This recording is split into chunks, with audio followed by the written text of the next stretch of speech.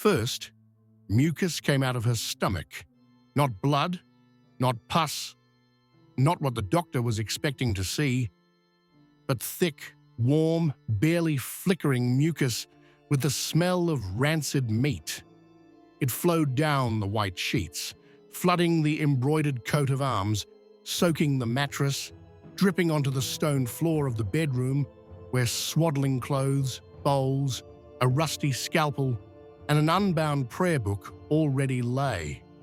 When the servant bent down to wipe it up, the mucus stirred. The last weeks of Emperor Frederick II's life were hidden behind thick curtains and orders of silence. Everything around the monarch's bed smelled of sweat, medicine, and rotten water. The scribe, who was allowed to record the sovereign's condition, noted in a personal note, "He moans when looked at, and he breathes as if everything inside him is buzzing." Servants carried out chamber pots filled with a dark, almost black liquid. One of the guards, who had stood at the door for 6 hours, later said, "I thought someone was crawling behind them." No words could be heard, only rustling and coughing, as if claws were scratching inside his body. Frederick was 63. During his life, he fought against the popes of Rome, suppressed rebellions, personally watched the torture of heretics, and publicly claimed that fear was the only thing that drove the masses. Those around him feared even his silence. But at the end of October, the emperor began to talk too much. He summoned long-dead bishops, ordered the beheading of those who had long been in exile, and whispered that his insides were rotting, not just for no reason, but by order from above. The physician Pietro d'Angelo, who had arrived from the Salerno school, wrote in his report, "His stomach is distended, his skin is dark and taut, as if something round and hard is pressing inside. There is discharge from his navel. His temperature is unstable, his speech is confused. A poultice of wormwood, baked onions, and vinegar has been applied. 2 bloodlettings a day and opium at night have been prescribed. Nothing helped. His belly continued to swell. On the 3rd day after the doctor's arrival, Frederick began to experience severe pain and ordered that his belly be cut open. He was restrained. He howled. Then, under threat of violence, the doctor agreed to perform an autopsy on the spot, in the bedroom, surrounded by priests. There was no blood under the skin, only slime. The intestines seemed to refuse to be human.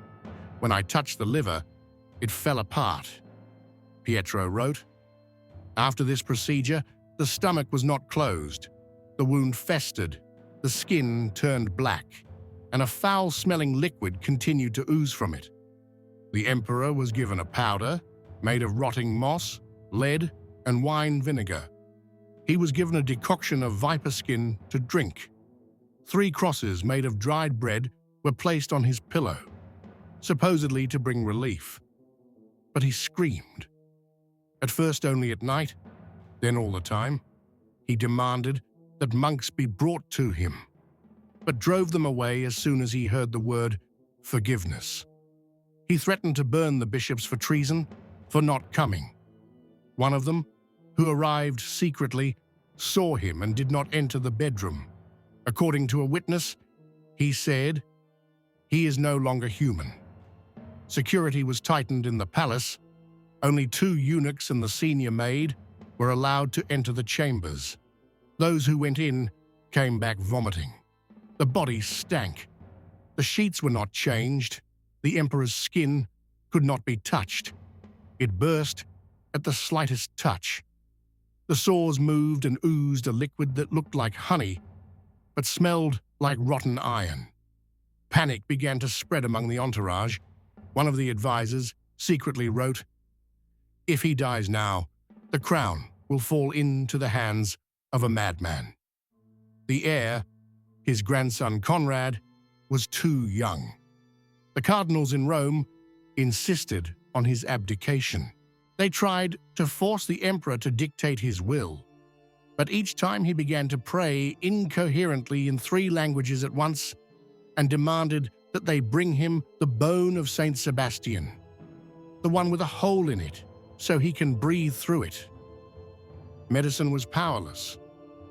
The doctors did not understand what was rotting faster, his organs or his mind.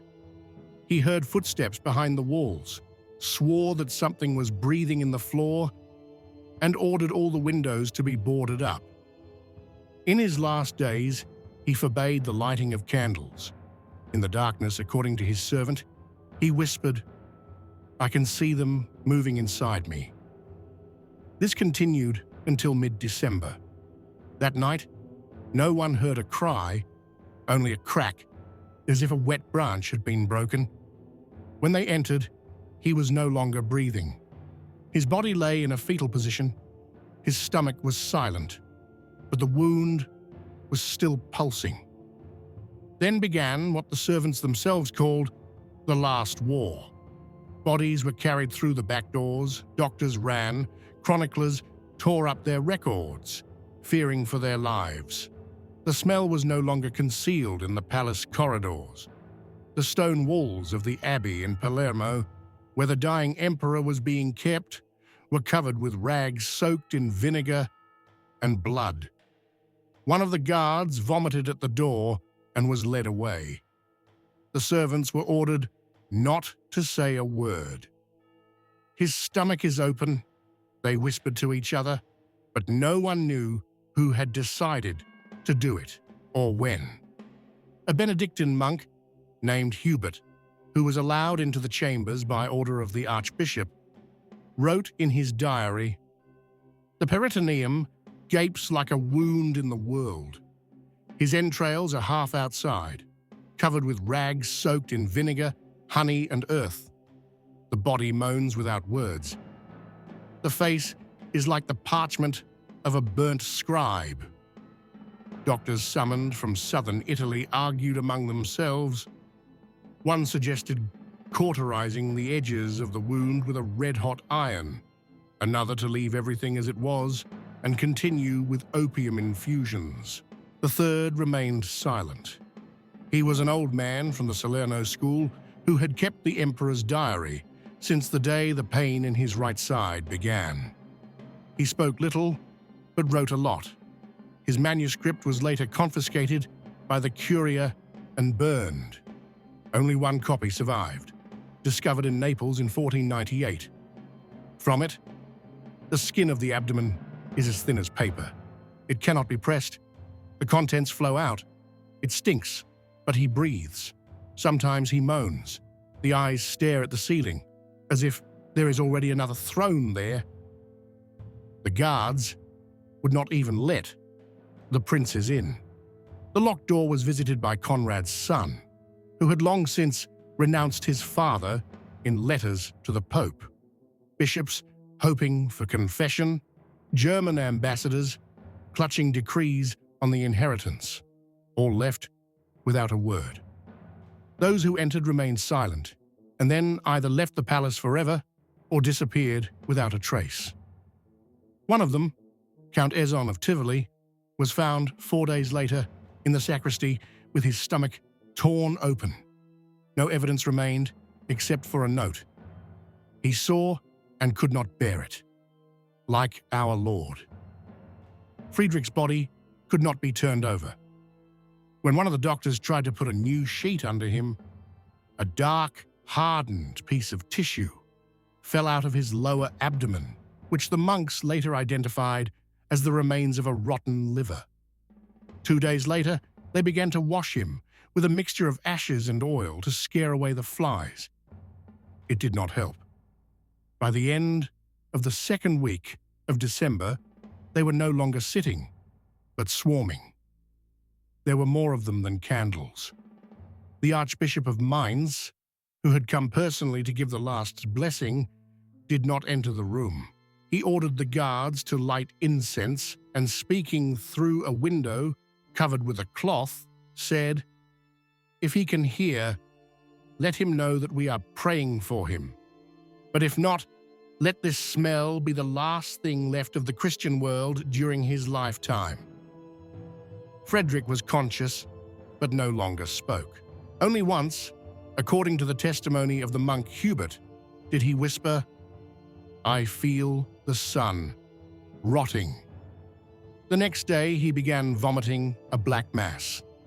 It was collected in a clay bowl, shown to the doctor, who ordered it to be buried. The records say there were remnants of undigested meat, possibly poultry. How it got there is unclear. He had not eaten for 16 days. Rumors spread throughout the palace that Frederick had been poisoned. The name of the cook, an old Arab named Said, disappeared from all records. Nuns from a nearby abbey testified under oath that they saw him being dragged into the dungeons. Later, a note appeared in the chronicles. No signs of poisoning were found, but the fear remained. Prince Manfred, the emperor's bastard, did not leave his wing. He did not dare to approach the dying man. His servants said that at night, Manfred prayed and repeatedly burned letters mentioning the secret birth of another son recognized by the church. His name was not mentioned. Meanwhile, in Rome, there was discussion about who would take the crown if death came in the next few days. The Pope's envoys tried to gain access to the body, ostensibly for a confession of repentance, but the guards, appointed by the emperor back in October, obeyed only his personal seal, which no one had seen since the body began to decay. Frederick no longer had any sense of time. One night, he sat up and began to read a psalm, but his voice broke on the first word. Liquid flowed again from under the cloth covering his stomach. The next morning, the body of a rat was found in his chambers, gnawed to the bones, with its own claws stuck in it. By the third month of his suffering, his fingers could no longer bend. His fingernails turned black and his wrists swelled. The court physicians argued whether this was the beginning of gangrene or simply the result of pus accumulating in his abdominal cavity, but no one dared to open him up. One of them, brought in from the Messina school, tried to place a metal frame over the abdominal area to prevent the tissue from tearing when he moved.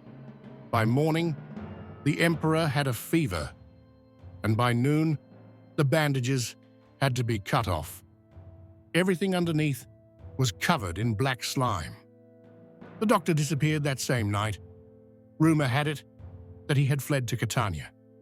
The emperor hardly slept. His eyes were constantly open.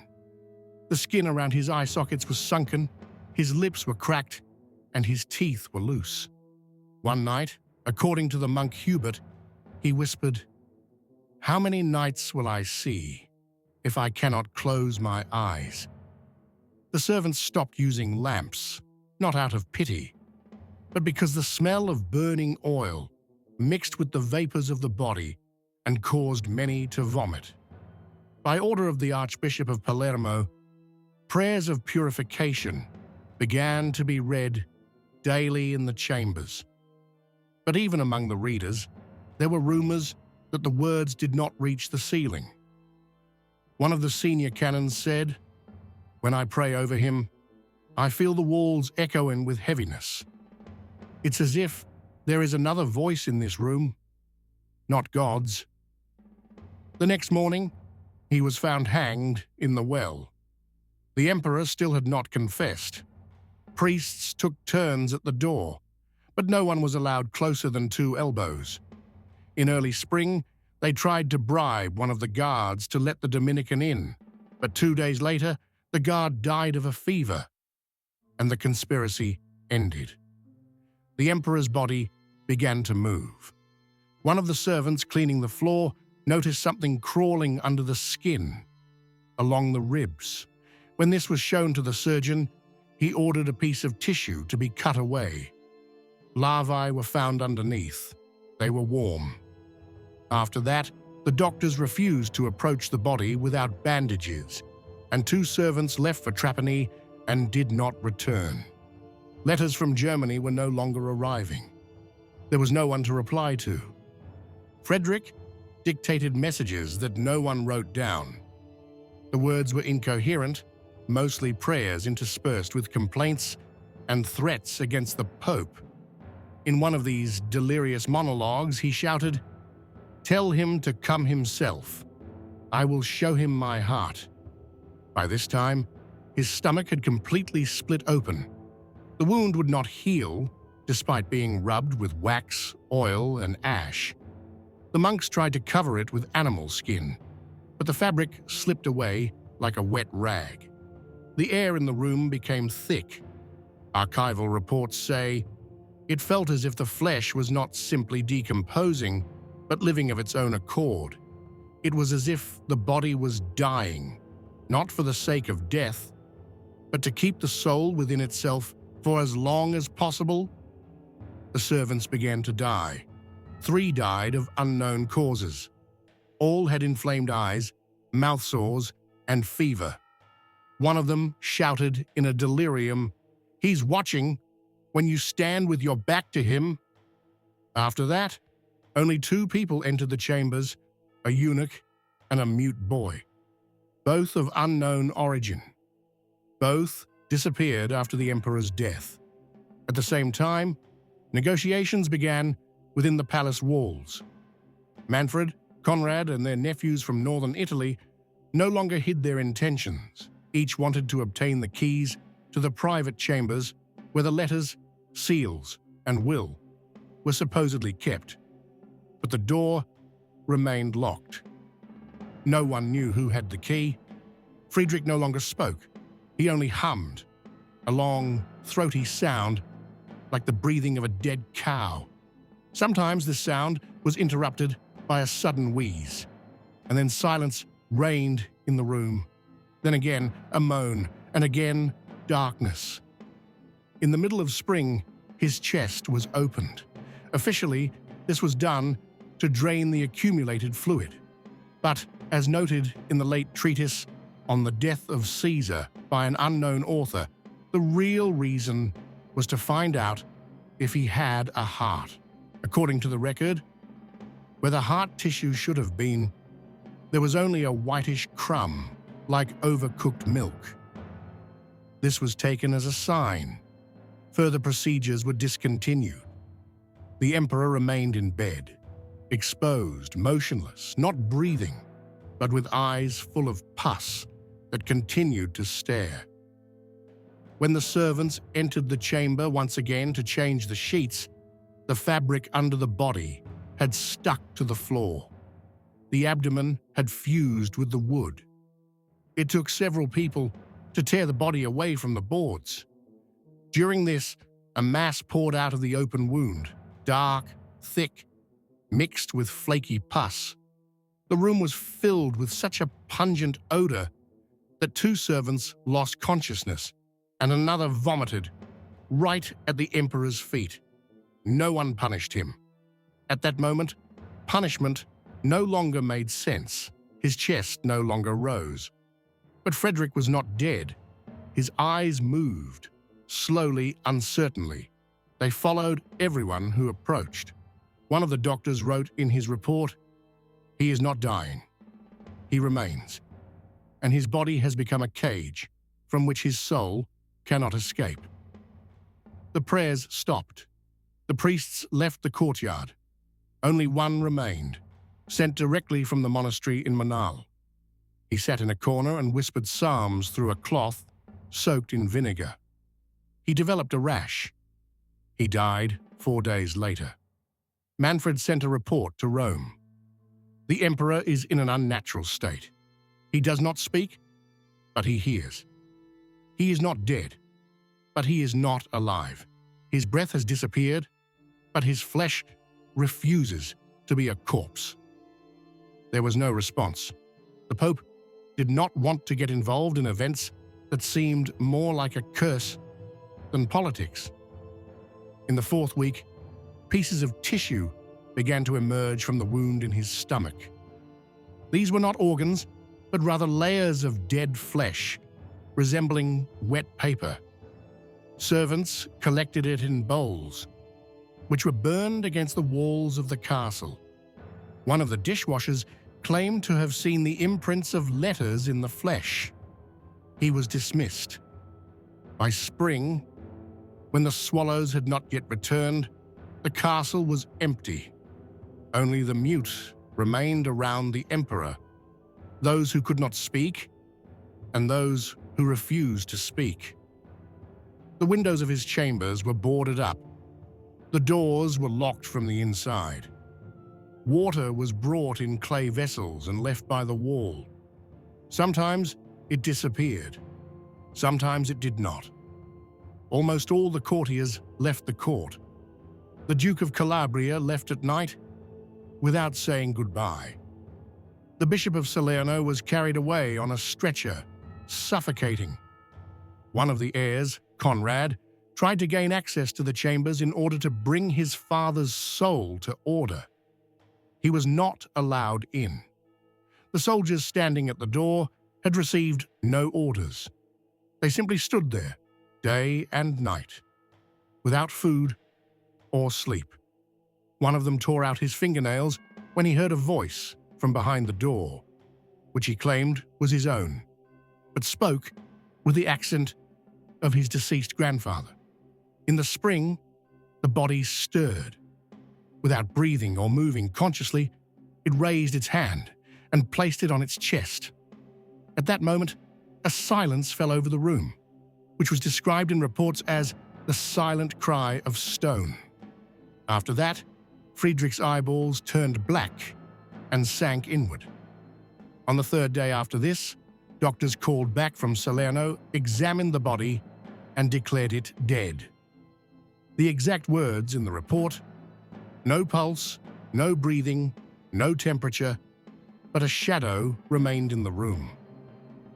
They did not embalm the body. An attempt to open the abdominal cavity caused a gas explosion, which killed one of the craftsmen. Another burned his hands as if he had touched hot coals. It was decided to bury him as soon as possible. The body was wrapped in wax, poured over with resin, and placed in a lead sarcophagus without waiting for an official procession. The funeral service was held in an empty cathedral, where the priest read the words through a cloth wrapped around his face. The psalms were recorded in advance and reproduced on paper so that they would not have to be spoken aloud. After the burial, a struggle began. The letters found in his chambers were contradictory. Some bequeathed power to Manfred, others to Conrad, and still others to a certain Italian bastard whose name had been crossed out.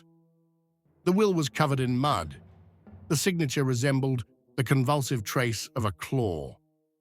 The ambassadors of Rome declared his death the natural wrath of God. The German electors began to split. The Italian counties became independent.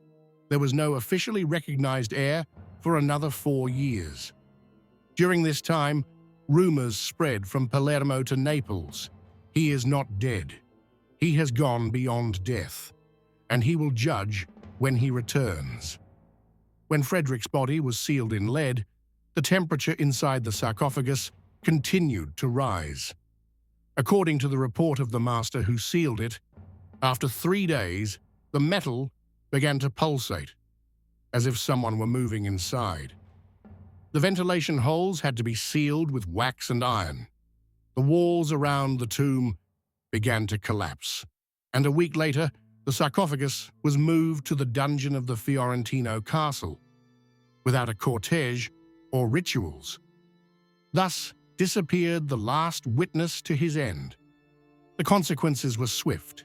In Rome, the papal chancellery remained silent at first, then issued a short message: "The unforgiven has fallen." But the next day it was rewritten, more cautiously, avoiding any mention of his name. The cardinals argued about whether they could read a requiem mass if the soul of the deceased, as they said, had not left his body. A report came from Salerno. In the monastery where the order to treat the emperor had once been issued, a monk on night duty in the archives had allegedly found a piece of cloth in the wall with a dark stain in the shape of the Hohenstaufen coat of arms. When he tried to remove the find, he was electrocuted and died. It later turned out that the fabric did not belong to Frederick's era, but was at least 200 years older. Rumors spread. In Naples, at the court of the new regent Manfred, it was said that the dead body had cursed his sons. Within 6 months of the funeral, 3 of the closest advisors died, and 1 was found hanged in a well. During the autopsy, his tongue was found twisted and pressed against the roof of his mouth, as if someone had pulled it inside. There was no official ruler until Conrad, who had arrived late from Germany, convened an extraordinary synod. There, the only one of the 3 copies of the will found was read aloud, signed, with a blurred and trembling pen. It said, "Whoever takes the throne will take the pain." This did not prevent Conrad from putting on the crown, but he spent the first night after his coronation vomiting, with stomach pains and delirium. His personal physician later wrote, "He felt the presence of his father, not as a spirit, but as a weight. It was as if someone had lain down on him and was breathing into his mouth." Even Friedrich's body, despite being sealed, did not rest in peace. A year later, the sarcophagus was opened due to suspicions that internal pressure could destroy the crypt's foundation. Witnesses wrote that the metal was red hot, as if it had been heated from the inside. But inside lay the same man, charred but not decayed. His organs were dried up like shriveled fruit, but there was a trace of dried blood on his lips. One of the servants, seeing this, rushed down the stairs. The second went to a monastery.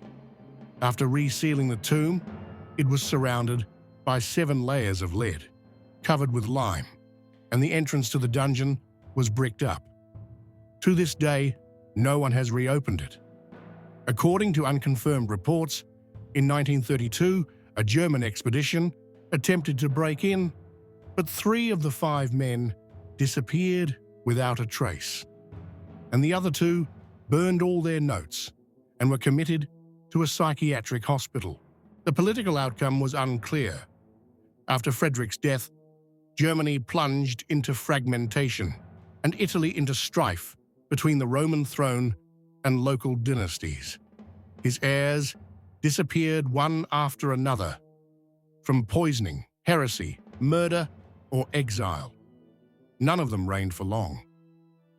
The people whispered, "As long as his stomach remains open, no throne will be closed." Some chronicles of those years even avoid mentioning his name. Instead, they write Emperor, the one who died in Fiorentino, the ruler with pain inside.